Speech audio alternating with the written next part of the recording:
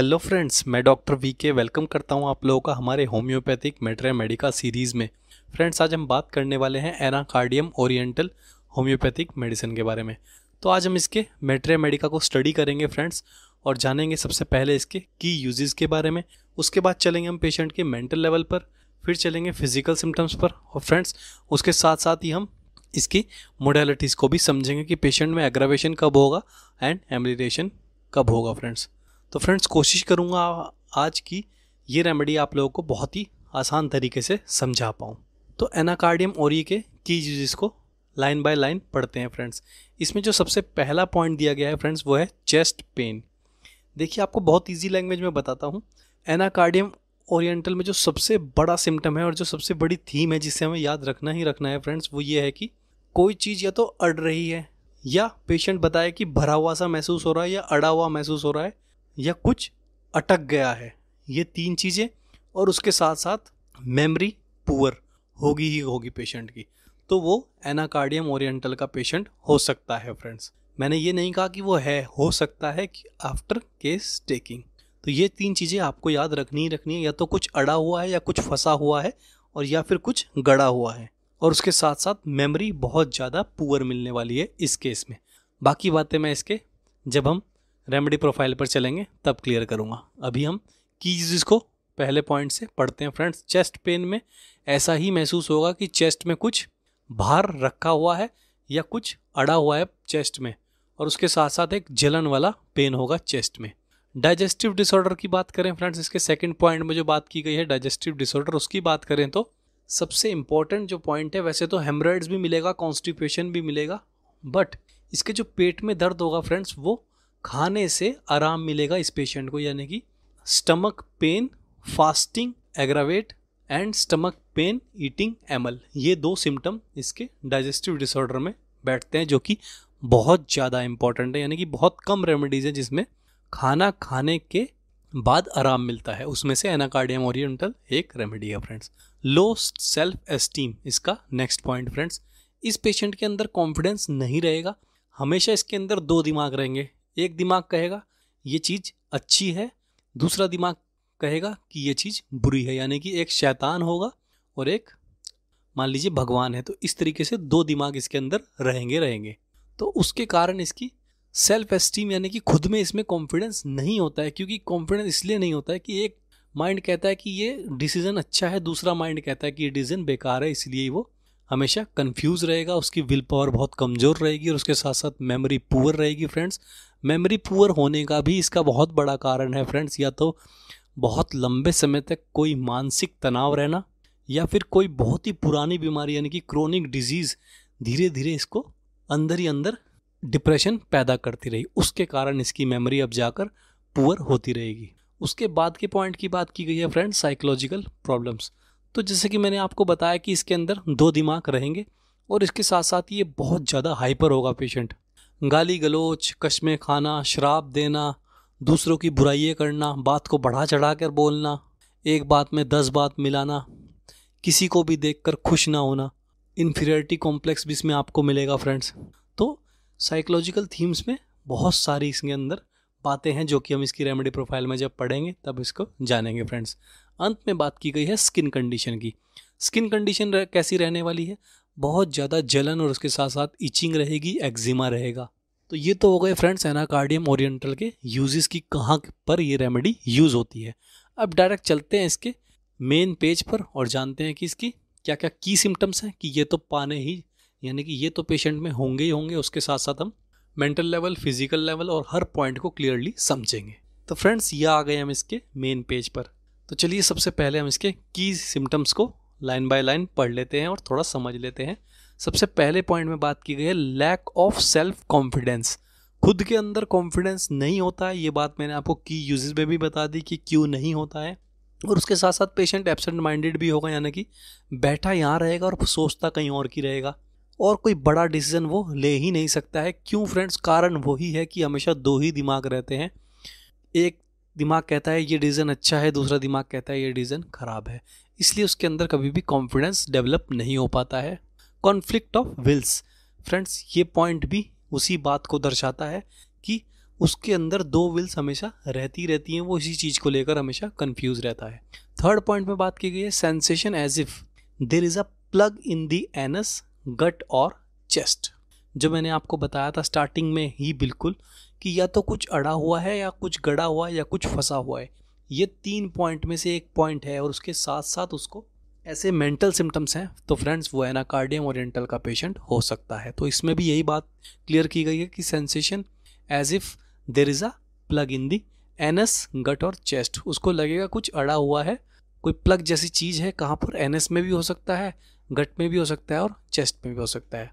उसके अगले पॉइंट में बात की गई है फ्रेंड्स पुअर मेमोरी। तो वो मैंने आपको स्टार्टिंग में ही बता दिया था, पेशेंट के अंदर बहुत ज़्यादा पुअर मेमोरी रहेगी। और ये भी बताया फ्रेंड्स कि वो मेमोरी पुअर क्यों होगी, उसका कारण क्या है। और इसके एंड में बात की गई है friends itching, burning, skin eruption. तो जो मैंने आपको बताया बहुत जलन वाली, उसको एक्जिमा रहेगा, खुजली बहुत ज़्यादा रहेगी और उसके साथ साथ जलन रहेगी, ब्लिस्टर्स भी रहेंगे फ्रेंड्स, जो वो हम इसके स्किन के पॉइंट में क्लियर करेंगे।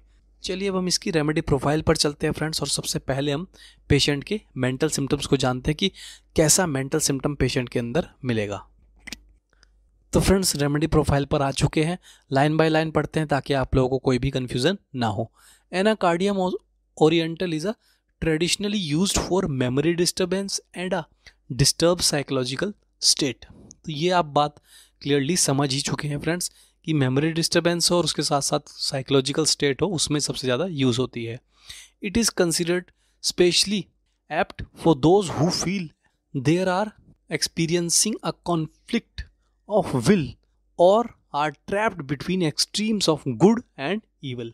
तो वो जो मैंने बात फ्रेंड्स स्टार्टिंग में ही आपको क्लियर कर दी थी कि हमेशा दो दिमाग रहेंगे।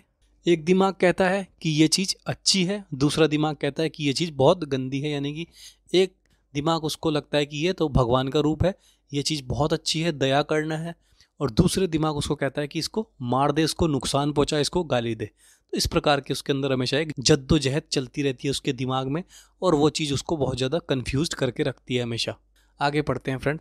Sometime described as a demon sitting on one shoulder and an angel on the other. तो यही बात बताई गई है फ्रेंड्स की एक कंधे पर तो डेमन बैठा है और दूसरे कंधे पर एंजल बैठा है। These individuals are typically prone to low self-esteem or may exhibit hard anger, cruel behavior। तो उसके कारण ही उसके अंदर बहुत ज़्यादा लो सेल्फ एस्टीम हो चुकी है फ्रेंड्स, और उसके साथ साथ उसका जो खुद का भी बिहेवियर है वो भी बहुत ज़्यादा हार्ड हो गया है, एंगर हो गया है, क्रूअल हो गया है। क्यों? क्योंकि उसके दिमाग में इतनी ज़्यादा कन्फ्यूज़न पैदा हो रही है, तो उसके कारण वो खुद ही बहुत ज़्यादा परेशान रहता है। और जैसे कि मैंने आपको बताया वो लड़ने के लिए हमेशा तैयार रहेगा, गाली गलौज करेगा, दूसरे को अब्यूज़ करेगा, हीन भावना उसके अंदर रहती है फ्रेंड्स। आगे पढ़ते हैं। There may be suspected that they are being pursued और एक्सपीरियंस ड्रीम लाइक स्टेट। तो फ्रेंड्स उसको ऐसा लगेगा कि ये सब कुछ भ्रम है, यानी कि मैं असलियत में जी रहा हूँ या कोई सपना है। उसको वो उठेगा तो उसे ऐसा लगेगा कि ये सुबह एक भ्रम है, मैं अभी भी सो रहा हूँ। इस प्रकार से उसकी पूरा जीवन बीत जाता है। Typically, physical symptoms include a feeling of constricted pain as if band are wrapped tightly around the body। तो कुछ बंधा हुआ है, हमेशा उसको ऐसा लगता रहेगा, पूरी बॉडी में उसको जकड़न मिलेगी। ये एक फिजिकल सिम्टम है फ्रेंड्स उसका। वो बताएगा कि जैसे ही मैं उठता हूँ तो पूरी बॉडी जकड़ी हुई मिलती है, या मैं जैसे ही थोड़ा बहुत काम कर लेता हूँ तो पूरी बॉडी में एक जकड़न रहती है। यानी कि ऐसा लगता है कि पूरी बॉडी मेरी किसी ने जकड़ रखी है, किसी ने बांध रखी है। ये वर्ड्स ज़्यादा यूज़ करता है पेशेंट। और as if there is a gut or anus is plugged. तो फ्रेंड्स एनस में या फिर गट में कुछ अड़ा हुआ है, प्लग्ड सेंसेशन उसको रहती है, जो हमने इसके की सिम्टम में भी पढ़ा है। In this connection the remedy is use for certain condition of the digestive track. तो डाइजेस्टिव ट्रैक में भी बहुत ज़्यादा यूज़ आती है। जैसे कि मैंने बताया कि खाने से पेशेंट को आराम मिलेगा, पर 2 घंटे बाद फिर उसके स्टमक में दोबारा से पेन स्टार्ट हो जाएगा।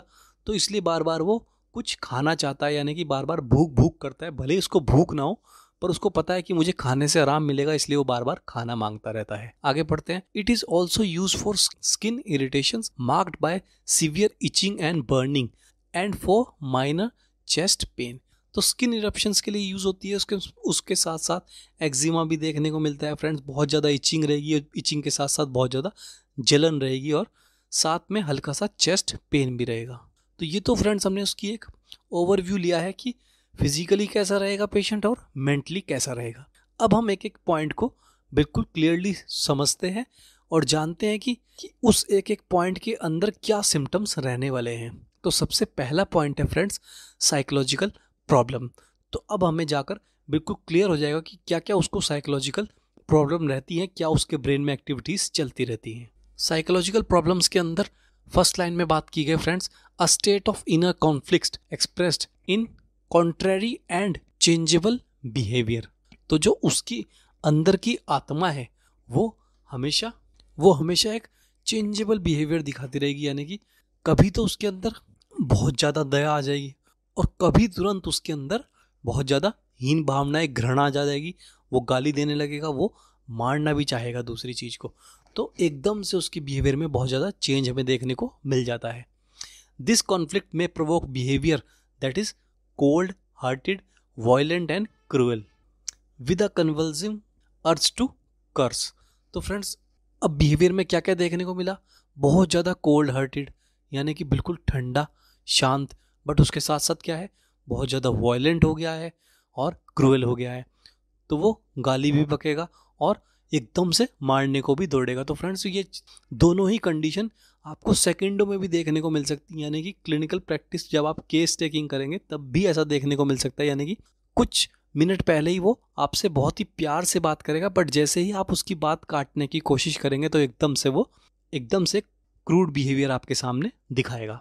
और उसके साथ साथ ये बहुत इंपॉर्टेंट पॉइंट है friends, with a compulsive urge to curse. तो बहुत कस्में वो पेशेंट खाता है कि ये कसम वो कसम, मैं झूठ नहीं बोल रहा हूँ, और भले ही वो झूठ हो, और उसके साथ साथ वो श्राप देगा, यानी कि जब उसको लगेगा कि मेरी कसम गलत साबित हो रही है तो वो दूसरे को श्राप देना शुरू कर देगा, यानी कि मैं श्राप देता हूँ कि आपके साथ ऐसा हो जाए वैसा हो जाए। तो ये बिहेवियर उसके साथ बहुत ज़्यादा देखने को मिलेगा उसके अंदर। नेक्स्ट लाइन में बात की गई है, exaggerated affection towards the person or a pet may followed by a cruelty or violence। तो फ्रेंड्स exaggerated का क्या मतलब है कि वो किसी के भी बारे में या किसी वस्तु के बारे में भी बहुत बढ़ा चढ़ा कर बता देगा, यानी कि सिचुएशन होगी कुछ और वो उसमें बहुत ज़्यादा अपना ही दिमाग लगा के कुछ बढ़ा चढ़ा के मिर्च मसाला लगा के आप लोगों के सामने रख देगा कि वो चाहेगा कि कुछ ना कुछ लड़ाई हो जाए या कोई वॉयलेंस पैदा हो जाए। तो इस तरीके से वो कुछ बात को पलटकर कुछ और ही आपको बता देगा। अब वो किसी पर्सन के बारे में भी हो सकता है या फिर किसी पेट के बारे में भी हो सकता है। आगे पढ़ते हैं, एन इन्फीरियरिटी कॉम्प्लेक्स में बी एविडेंट। तो इसका एक एविडेंट ये भी है कि उसके अंदर इन्फीरियरिटी कॉम्प्लेक्स है फ्रेंड्स, उसके अंदर एक हीन भावना भी है कि ये चीज़ बहुत गंदी है, ये मेरे लिए ठीक नहीं है, यानी कि ये आदमी गंदा है, ये आदमी अच्छा है। और वो उसकी गलती नहीं है फ्रेंड्स, क्योंकि उसके दिमाग के अंदर हमेशा दो डिसीजन चलते रहते हैं, इसलिए वो हमेशा ही ऐसा रहता है। आगे पढ़ते हैं, there may be an extremely poor memory and a lack of concentration and generally absent minded. तो क्या है पेशेंट के अंदर, कंसंट्रेशन नहीं है उसके अंदर, पुअर मेमोरी है, बहुत जल्दी भूल जाएगा, चीज़ों को रख के भूल जाएगा, सामान रख के भूल जाएगा, बात करते करते भूल जाएगा फ्रेंड्स।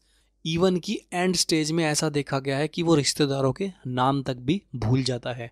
और उसके साथ साथ एब्सेंट माइंडेड। एब्सेंट माइंडेड का मतलब क्या है फ्रेंड्स, कि बैठा तो यहाँ पर है बट उसके दिमाग में सोच कहीं और की चल रही है और वो उसी में खोया हुआ है।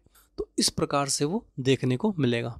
आगे पढ़ते हैं, specially at the time of stress, for example when studying for exam. तो बहुत अच्छा उदाहरण दिया गया है कि जब इंसान स्टडी करता है एग्जाम्स के लिए, यानी कि प्रिपरेशन करता है, तो उस दौरान हमेशा एक स्ट्रेस रहती है, उस स्ट्रेस में वो ज़्यादातर एब्सेंट माइंडेड देखने को मिलेगा, उसकी मेमोरी बहुत पुअर होगी। अगर एक स्टूडेंट थे तो आपको बताएगा आकर कि मैं याद किया और कुछ मिनट बाद ही मैं सब कुछ भूल जाता हूँ, बट जब मैं याद करता हूँ तो मुझे लगता है कि सब कुछ याद हो चुका है और मैं पढ़ते पढ़ते कहीं और ही खो जाता हूँ। तो ये सब कंडीशन एक एग्जाम्पल के थ्रू उन्होंने हमें बताई हैं। आगे पढ़ते हैं friends, in extreme cases symptom may be linked to the mental illness such as depression, manic depression और सिजोफ्रेनिया।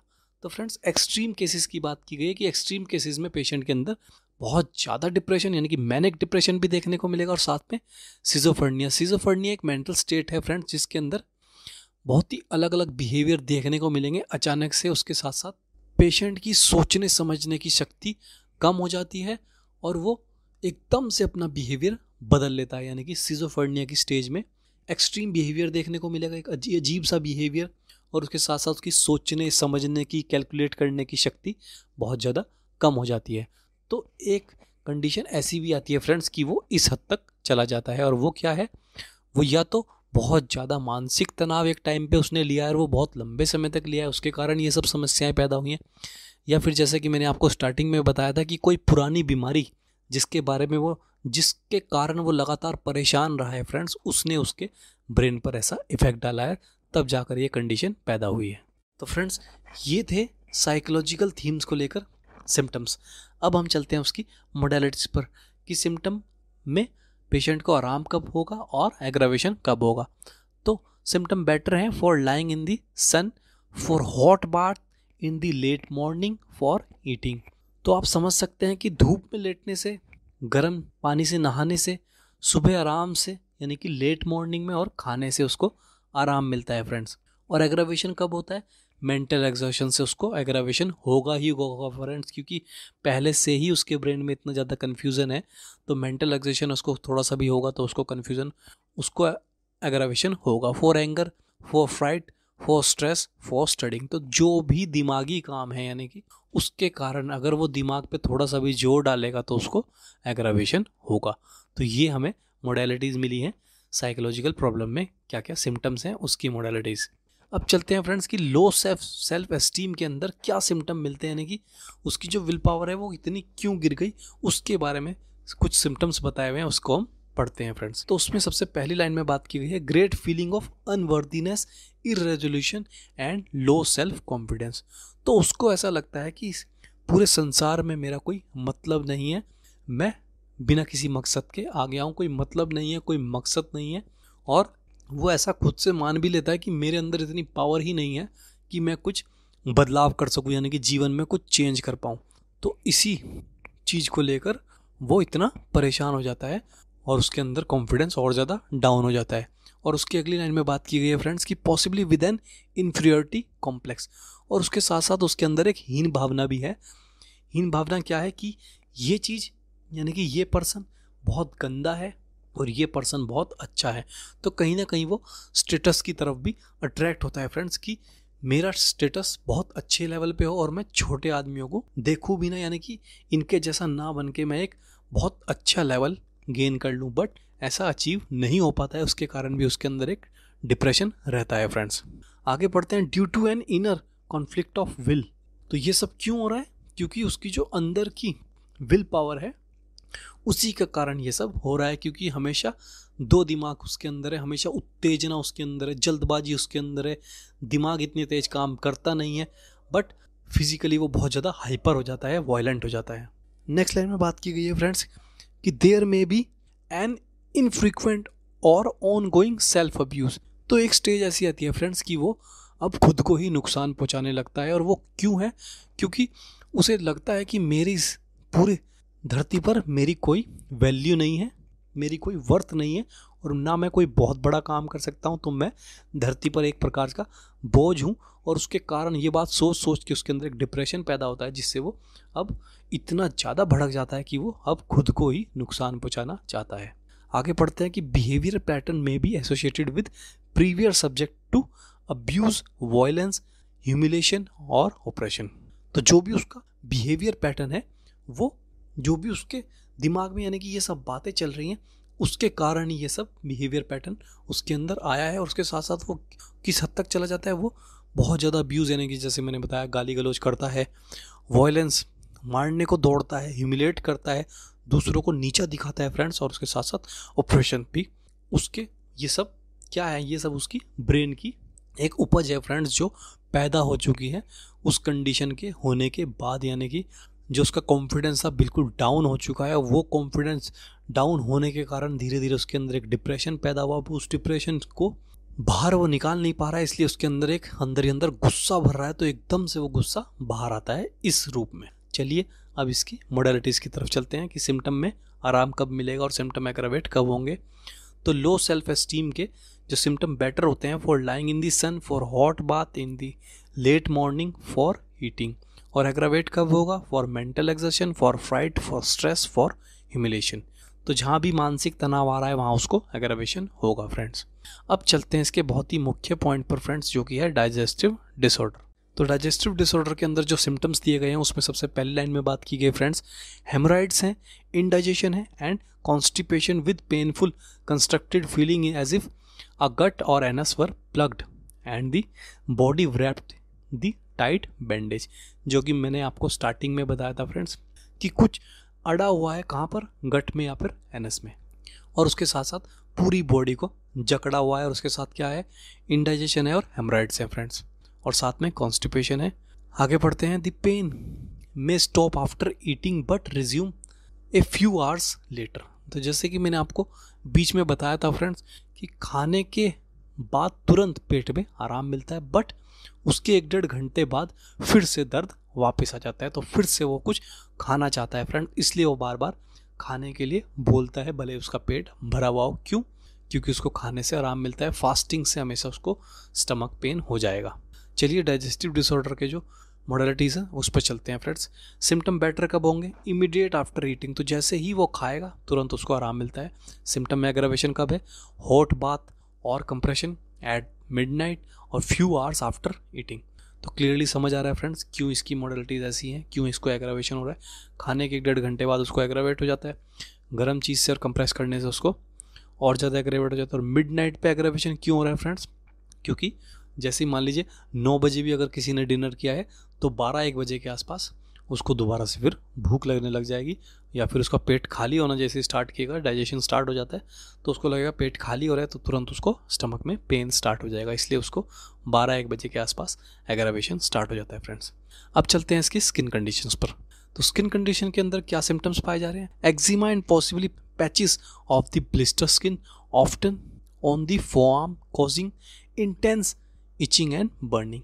तो फोर आर्म्स पर बहुत ज़्यादा इचिंग और बर्निंग पाई जा सकती है, और उसके साथ साथ ब्लिस्टर्स के अलग अलग छोटे पैचेस भी पाए जाएंगे फ्रेंड्स, और उसमें उसके साथ साथ क्या रहेगा, एक्जिमा भी रह सकता है। तो इचिंग के अंदर जो मेन कंडीशन है फ्रेंड्स वो मैंने आपको स्टार्टिंग में ही बताई थी, स्किन के अंदर बहुत ज़्यादा इचिंग रहने वाली है और उसके साथ साथ जलन रहने वाली है, यानी कि ये 2 बातें तो पेशेंट आपको बताएगा ही बताएगा। The skin is highly sensitive, यानी कि हर चीज़ से उसको सेंसिटिव है, छूने से भी उसको एग्रावेशन हो सकता है फ्रेंड्स। बट ऐसा है कि उसको लगेगा मैं खुजा लूँ, बट जैसे ही वो खुजाने बैठेगा तो उसको तुरंत और ज़्यादा एग्रावेशन हो जाएगा। और लास्ट लाइन में बात की गई है friends, warts are also treated with this remedy. तो हाथ की हथेलियों पर अगर मसे हों फ्रेंड्स और आपको एनाकार्डियम ओरिएंटल जैसे मेंटल सिम्टम्स मिल जाए तो फ्रेंड्स आप इस रेमेडी की तरफ जा सकते हैं। चलिए मॉडलिटीज़ पर चलते हैं। For applying a very hot water आराम मिलेगा, गर्म पानी से उसको हमेशा आराम मिले, जैसे कि नहाने से, सन से, तो गर्म चीज़ों से उसको आराम मिलता है। एग्रावेट कब हो रहा है? जैसे ही वो स्ट्रेस लेगा। For stress, for scratching the affected skin, तो खुरचने से उसको और ज़्यादा एग्रावेशन हो जाएगा, और मानसिक तनाव लेने से उसको पूरी, यानी कि पूरी रेमेडीज में जो मोडेलिटीज़ हैं फ्रेंड्स उसमें अगर मानसिक तनाव आ रहा है तो उसको एग्रावेशन होगा ही होगा। तो सबसे लास्ट पॉइंट है फ्रेंड्स वो है चेस्ट पेन, यानी कि चेस्ट पेन में उसको क्या समस्या आएगी? शार्प और pricking pain in the heart, possibly with a sense of pressure in the chest as if a bound by tight band or weighted down by small plug। तो जैसे कि मैंने आपको बिल्कुल स्टार्टिंग में बताया था फ्रेंड्स, कुछ अड़ा हुआ है, कुछ बंधा हुआ है या कुछ फंस रहा है, ये 3 चीज़ें आपके दिमाग में हैं तो इसके चेस्ट पेन के सिम्टम्स आपको बिल्कुल क्लियर हो जाएंगे। और चेस्ट पेन का अगर ऐसा कोई पेशेंट आया तो फ्रेंड्स वो 100% रिकवर हो जाएगा। क्या बता रखा है इन्होंने कि एक पिकरिंग पेन है हार्ट रीजन में, और उसके साथ साथ क्या है, चेस्ट पे एक प्रेशर है और ऐसा लगता है कि चेस्ट किसी ने बांध रखी है या कोई बाहर रखा है, और उसके साथ साथ एक स्मॉल प्लग भी है, यानी कि कुछ अड़ा हुआ है। तो ऐसा अगर पेशेंट आपको बताए और उसके साथ साथ ऐसे मेंटल सिम्टम्स और ऐसी मॉडलिटीज़ रहे फ्रेंड्स तो आप इस तरफ जा सकते हैं। लास्ट लाइन को थोड़ा सा क्लियर कर लेते हैं। An uneasy sensation may develop in the chest possibly involving palpitation. तो चेस्ट के अंदर कभी कभार ऐसा लगता है कि कुछ ठीक नहीं है, एंड अनईजीनेस, वो इतना हल्कापन महसूस नहीं करता है, तो उसके कारण उसको कभी कभार घबराहट भी महसूस होती है फ्रेंड्स, पल्पिटेशन हो जाती है। चलिए उसकी मॉडलिटीज़ पर चलते हैं। For inhaling fresh air. खुली हवा, जो बाहर की खुली हवा है, उसे इनहेल करने में उसको आराम रहेगा। क्यों? क्योंकि एक प्योर ऑक्सीजन बॉडी के अंदर जाएगी तो ब्लड सर्कुलेशन भी अच्छा होगा। तो जो जैसे ही हमारी चेस्ट फूलेगी, यानी कि लंग्स में एयर जाएगी, जो चेस्ट फूलेगी तो उसको एक ऐसा लगेगा कि जो टाइट बैंडेज बंधी हुई है मेरी चेस्ट पे, उसमें थोड़ा सा खिंचाव हुआ है, तो थोड़ा सा आराम मिलेगा। और उसका एग्रावेट कब हो रहा है? फ्यू आवर्स आफ्टर ईटिंग, यानी कि जैसे ही खाने के 2-3 घंटे हो जाएंगे, तुरंत उसको दोबारा से यही सेंसेशन आ जाएगी बॉडी में। तो फ्रेंड्स, ये था एक फुल ओवरव्यू एनाकार्डियम ओरिएंटल को लेकर। आशा करता हूँ आप लोगों को रेमेडी आज थोड़ी बहुत समझ आई होगी। एंड फ्रेंड्स, अगर आपको हमारी सीरीज़ अच्छी लग रही है तो प्लीज़ चैनल को सब्सक्राइब कीजिए, क्योंकि हमारा जो मेन मोटो है इस चैनल को चलाने का फ्रेंड्स, वो यही है कि हम किसी प्रकार से आप लोगों को जो पेशेंट की लैंग्वेज है, उस लैंग्वेज को मैट्रिया मेडिका की लैंग्वेज से कंबाइन करें और एक परफेक्ट रेमेडी की तरफ जाएं। तो आज के लिए फ्रेंड्स इतना ही। कल आपसे फिर मिलेंगे एक नई रेमेडी के साथ। तब तक के लिए धन्यवाद।